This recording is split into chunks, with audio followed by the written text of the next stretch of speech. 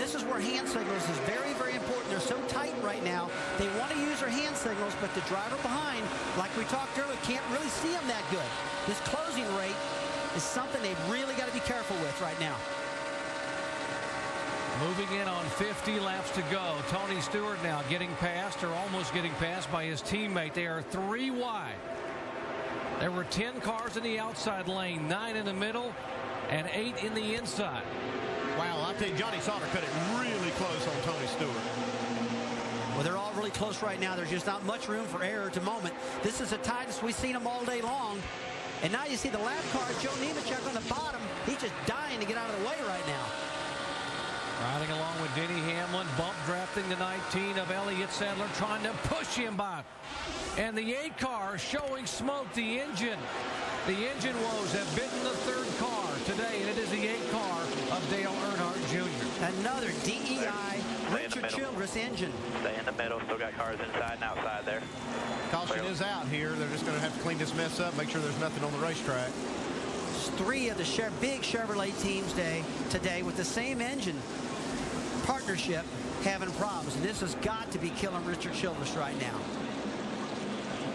Dale Earnhardt Jr., the 3rd of the 7 cars that have the same engine combination. We're told, is there some potential damage on the 24 car from when everyone was trying to whoa up behind that 8 car with the engine problem? I'll show you what happened to Dale Earnhardt Jr. here a moment ago, right side of your screen. And look at that, a real compacted draft, really tight the draft. Engines are really singing right now. Big RPMs in this tight draft.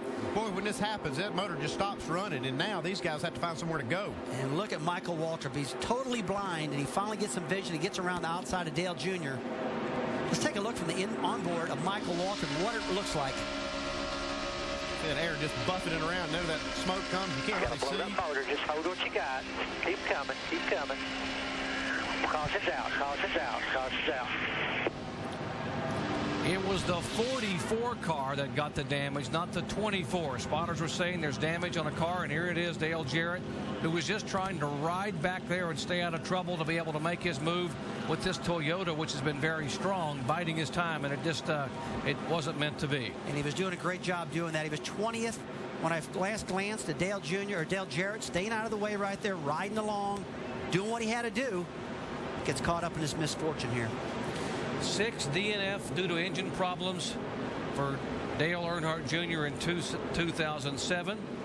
4th in the last 11 races, and that kind of problem is what the reason he's not in the chase, because otherwise he's run very, very well. And this one is a heartbreaker for that team, because this was one race that they've felt so confident coming in, and to have that engine problem, I know it's got to be really disheartening for the last race for Tony Eury Jr. at this track with the DEI team. Now he's moving over to Hendrick. And you got to feel bad for Dale Jr. because, Jerry, you hit it on the head. If he wouldn't have these engine problems, he'd have been in the chase for the championship. He might even be leading the points right now, because every time I look at that car, he's in the top 5. Dale Jarrett, who has run twice here, hoping to get a chance to maybe go to victory lane today. His day comes up short. Here come the Budweiser guys. Now they know they're losing their leader after today, Tony Eury Jr. You just mentioned the cousin and crew chief, longtime cousin of... And crew chief should say for Dale Earnhardt Jr. going over to Hendrick Motorsports after this weekend. Blown edges today. There are the laps. Jeff Burton, the first victim. Martin Truex, and the latest, of course, Dale Earnhardt Jr. And still 4 more cars on the track with the same engine package. That's Harvick, Boyer, Menard, and Eric Almirola.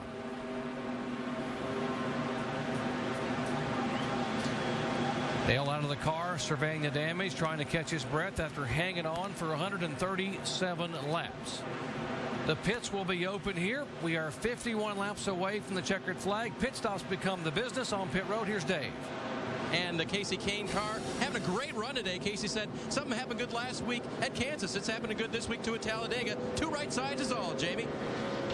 And Brian Vickers pulls into his pit box. They just yelled last command was fuel only. They're not taking tires on this 83. Said it's a great car. You see them, they're going to push them off because of the transmission issues. Let's go to Allen. Bottom left frame, Elliott Sadler, fuel only on the 19 car. Sending him out, tell him to watch his outside, and clears the cars around him. Race off of pit road. Johnny Sauter gains a spot. Will leave there. Elliott Sadler up 3. You see Bobby Labonte up 5 positions. Great job by the 43 crew for the King Richard Petty. And, of course, the loser there, Dave Blaney, back 3 spots. Under caution, you're watching ESPN on ABC.